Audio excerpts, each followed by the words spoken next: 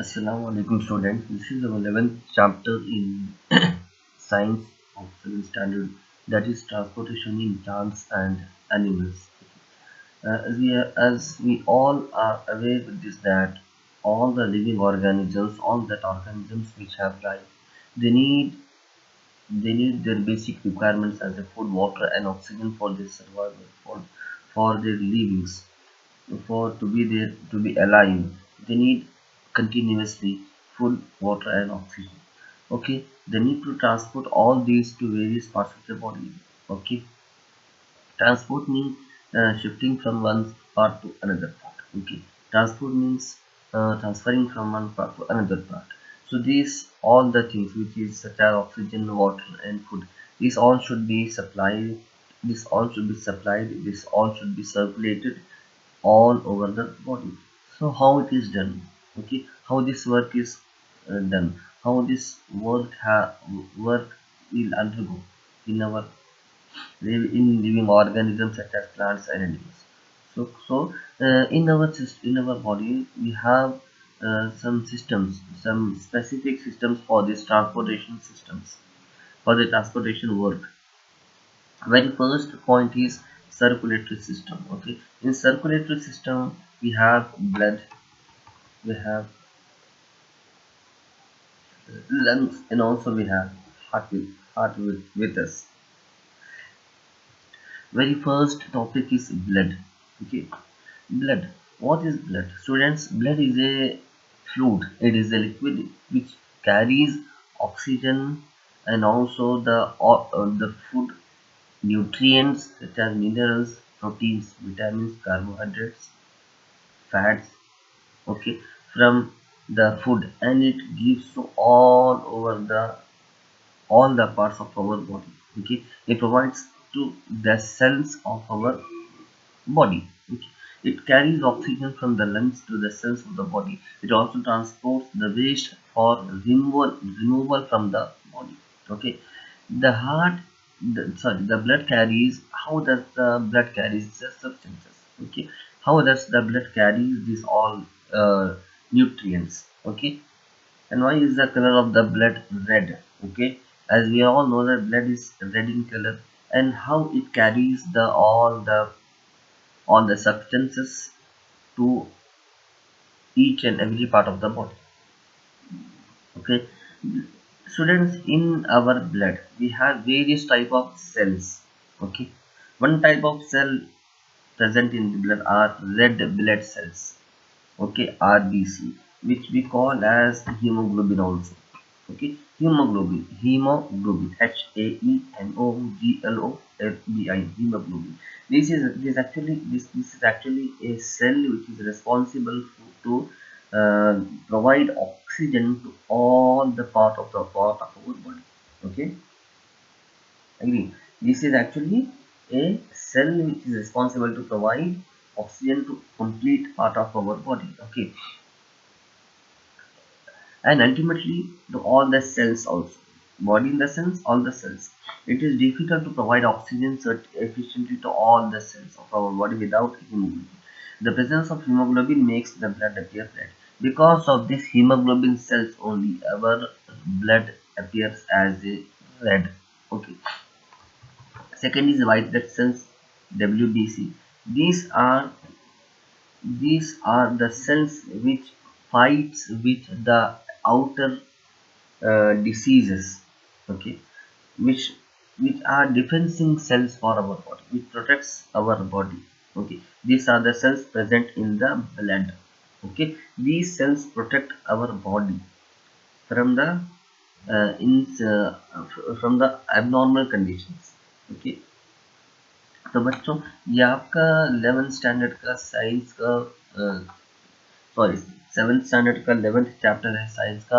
इसका नाम है transportation in animals and plants. Okay बच्चों, हम बहुत अच्छी तरह जानते हैं कि हमें जिंदा रहने के लिए ऑक्सीजन की ज़रूरत होती है, खाने की ज़रूरत होती है और पानी की ज़रूरत होती है।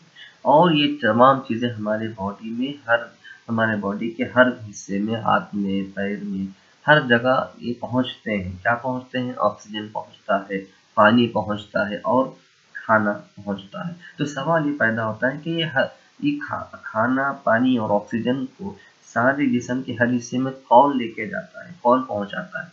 तो अल्लाह ताला ने हमारे बॉडी में बहुत बेहतरीन सिस्टम्स बनाए हैं, जिसमें सबसे पहला सिस्टम है circulatory system. Okay, circulatory system में सबसे पहला पॉइंट आता है ब्लड, खून। हम जानते हैं बच्चों, खून ये दिखने में लाल कलर का होता है।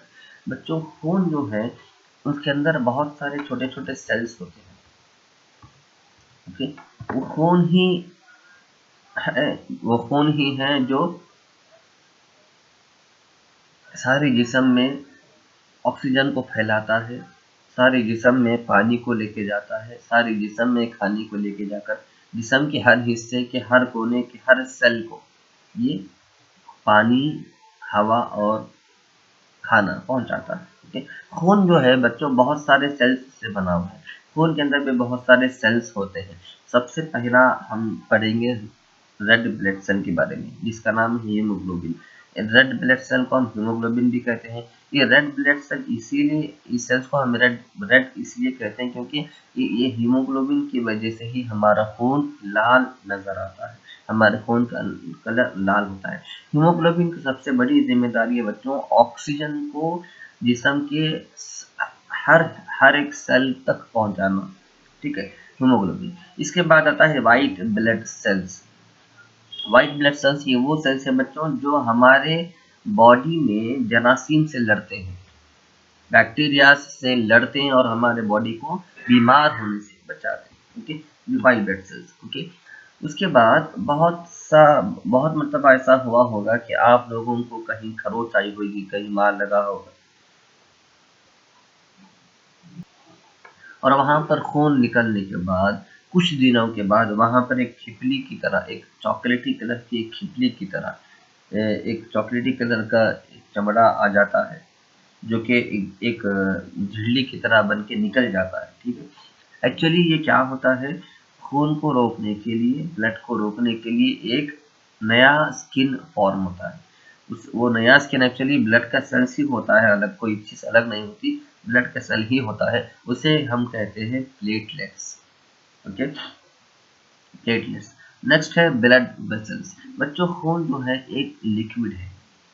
ठीक है, लिक्विड को फ्लो होने के लिए पाइप की जरूरत है। जैसे हमारे घरों में पानी को फ्लो होने के लिए हम क्या करते हैं, पाइप लगाते हैं, पाइप से पानी चढ़ाते हैं, पाइप से पानी उतारते हैं, पाइप से पानी भरते हैं। तो इसी तरह हमारे बॉडी में खून की जो दौरान होती है, खून जो हमारे बॉडी के हर कोने में फैलता है, वो पाइप्स के जरिए फैलता है। उस पाइप्स को हम कहते हैं blood vessels. Okay, blood vessels. बच्चों, इस पाइप में दो तरह के पाइप्स हैं। एक वो पाइप है जो जिस्म के हर कोने में ऑक्सीजन पहुंचाता है। ठीक है, हम जब सांस लेते हैं तो ऑक्सीजन अंदर लेते हैं और जिस्म के हर कोने में वो पाइप जो है ऑक्सीजन पहुंचाता है, और उस पाइप को कहते हैं arteries. Okay, arteries, ARTERIES, arteries. Okay, और उसके बाद ऑक्सीजन पहुंचाने के बाद हम क्या करते हैं, सांस वापस छोड़ते हैं। सांस छोड़ते हैं मतलब हम कार्बन डाइऑक्साइड बाहर छोड़ते हैं। तो कार्बन डाइऑक्साइड को बाहर छोड़ने के लिए भी एक पाइप की जरूरत है, और ये कार्बन डाइऑक्साइड भी ब्लड के जरिए ही बाहर जाता है, और उस ब्लड को फ्लो होने के लिए पाइप की जरूरत है। उस पाइप को कहते हैं वीन्स, VEINS, वीन्स। ओके, यहाँ पे देखिए, arteries carry oxygen rich blood from the heart to all parts of our body. वो खून जिसमें ऑक्सीजन की मात्रा बहुत ज्यादा हो, हमारे दिल के अंदर से ऑक्सीजन से भरपूर ब्लड जो है हमारे दिल से निकलकर आर्टरीज के जरिए जिस्म के हर कोने में फैल जाता है, और जिस्म के हर कोने से कार्बन डाइऑक्साइड वही खून में मिलकर वीन्स के जरिए वीन्स के जरिए एक और मर्तबा वापस हमारे ब्लड में आ जाता है। ओके, फिर उस ब्लड के जरिए से लंग्स में जाता है, और लंग्स के अंदर कार्बन डाइऑक्साइड ब्लड से निकल कर जो है एल्वोली में जाकर, एल्वोली से हमारे सांस की जो नाली है, उस सांस की नाली से कार्बन डाइऑक्साइड बाहर निकल जाता है। तो ब्लड वेसल्स एक्चुअली मेनली बच्चों दो टाइप के होते हैं, एक है आर्टरीज, दूसरा है वीन्स। आर्टरीज रिस्पॉन्सिबल है ब्लड ऑक्सीजन रिच ब्लड को सप्लाई करने के लिए, वीन्स रिस्पॉन्सिबल है कार्बन डाइऑक्साइड को बाहर फेंकने के लिए। ये दो टाइप के